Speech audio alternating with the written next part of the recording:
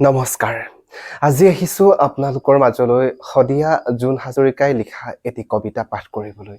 কবিতাটি লিখিছে জোন হাজৰিকাই খুব সুন্দৰভাৱে তেখেতৰ জীৱনৰ লগত ওতপ্ৰোতভাৱে জড়িত হোৱা এটি কবিতা আপোনালোকৰ মাজলৈ আগবঢ়াই দিছোঁ। জোন হাজৰিকাই কবিতাটি মোক হোৱাটছআপৰ যোগেদি প্ৰেৰণ কৰিছে। যিহেতু মোবাইল মোৰ এটাই, সেই এনেধৰণে বহী এখনত লিখি আপোনালোকৰ ওচৰত আবৃত্তি কৰিবলৈ লৈছোঁ। নৈখনৰ পাৰতে মোৰ ঘৰ, নিৰৱধি বৈ থকা নীলিম নৈখনৰ পাৰতে মোৰ ঘৰ। আজিৰে পৰা মোৰ জীৱন বৃত্তৰ সখী, মই পুৱা আৰম্ভ কৰোঁ নৈখনৰ পানী খেলি আৰু সন্ধিয়া শেষ কৰোঁ নৈখনৰ পাৰত বহি।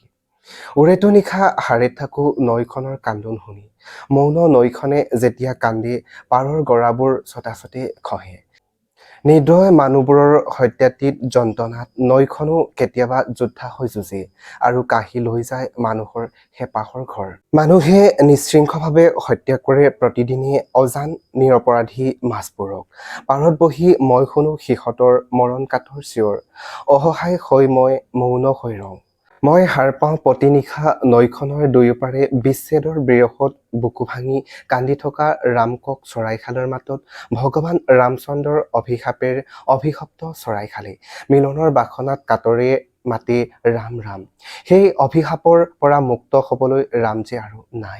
নৈখনৰ পাৰতে মোৰ ঘৰ, মোৰ শৈশৱ, মোৰ কৈশোৰ, মোৰ যৌৱনৰ প্ৰতিটো ক্ষণ নৈখনে আজিও সজীৱ কৰি থৈছে।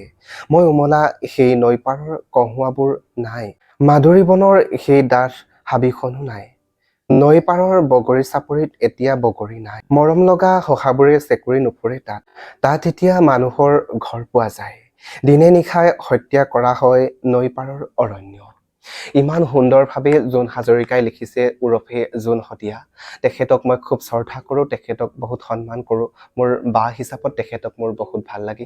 তেখেতে ইমান সুন্দৰকৈ মোক হোৱাটছআপত প্ৰেৰণ কৰিছে তেখেতৰ জীৱনৰ লগত ওতপ্ৰোতভাৱে জড়িত হোৱা কবিতাটি। বহুত বেছি ধন্যবাদ জ্ঞাপন কৰিছোঁ জোনবা আপোনাক। এইখিনিতে আপোনাক এটা কথা কৈ থ'ব বিচাৰিছোঁ, আপুনি ইমান কষ্ট কৰি জীৱনটো আগুৱাই গৈ আছে আৰু আপুনি আগুৱাই যাওক তাকে কামনা কৰিছোঁ। জীৱনটো সুখৰ হওক, মধুময় হওক, এনেধৰণে জীৱনটো আগুৱাই গৈ থাকক আৰু সুখৰ হওক, সুখ সমৃদ্ধি আপোনাৰ জীৱনলৈ দুগুণে বাঢ়ি হওক তাকে কামনা কৰিছোঁ। ধন্যবাদ জ্ঞাপন কৰিছোঁ জোন হাজৰিকা বা আপোনাক। পুনৰ এবাৰ ধন্যবাদ জ্ঞাপন কৰিছোঁ জোনবা আপোনাক।